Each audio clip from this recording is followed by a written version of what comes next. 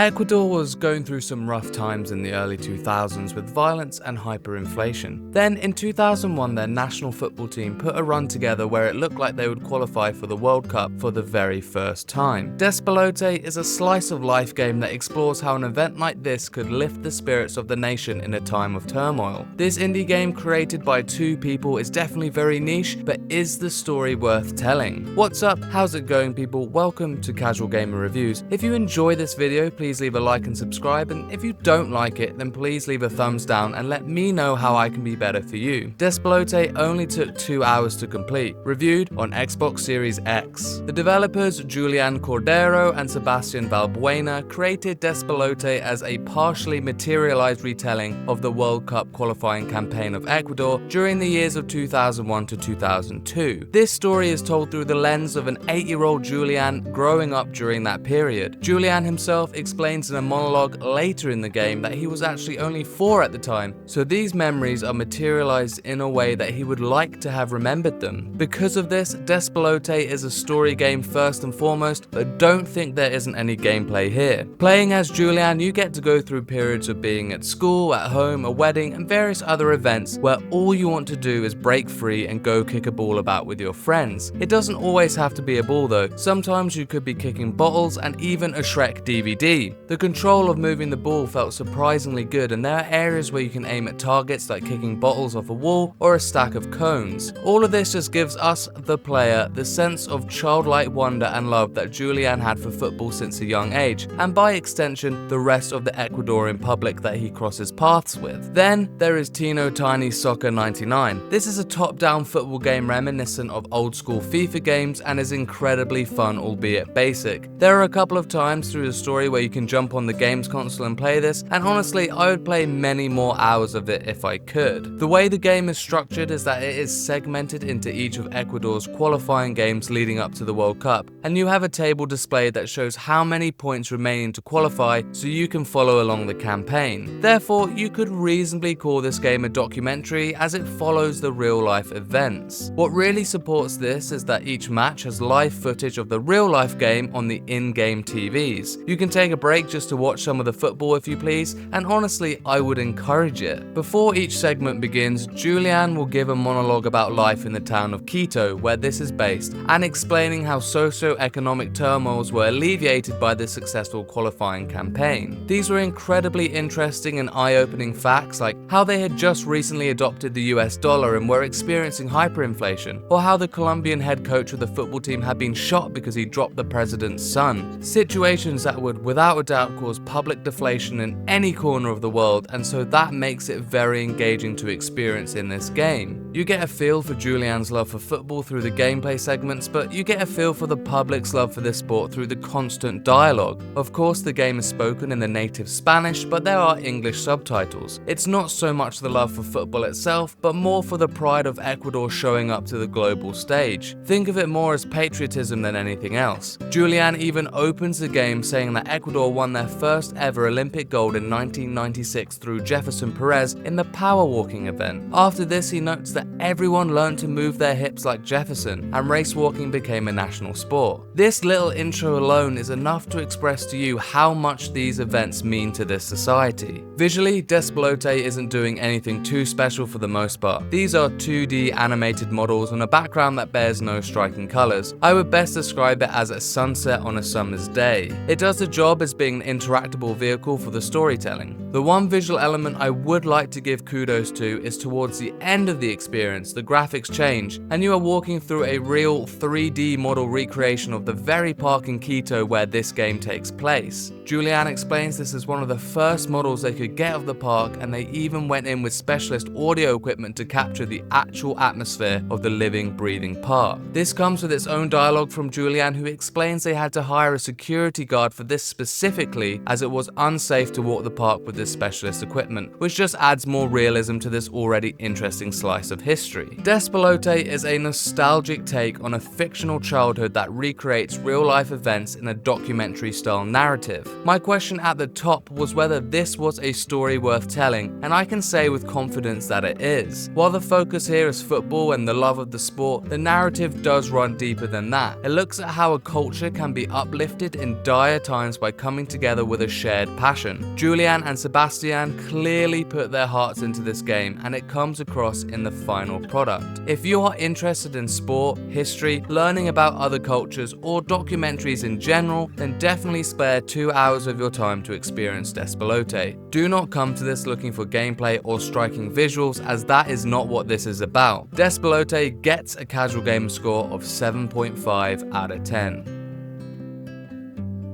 Please check the channel for more reviews, spoilercasts, and general gaming discussions. If you went over there now, you could see my review for Doom the Dark Ages and Clair Obscur Expedition 33. Or maybe my Lost Records Bloom and Rage spoilercast would be more up your street. If you enjoyed the video, show me some love by leaving a like and subscribe, or if you didn't like it, then give me a thumbs down and I will try to be better next time. Let me know what you think of Despelote in the comments below, and for everything else Casual Gamer, keep it here. Peace and love.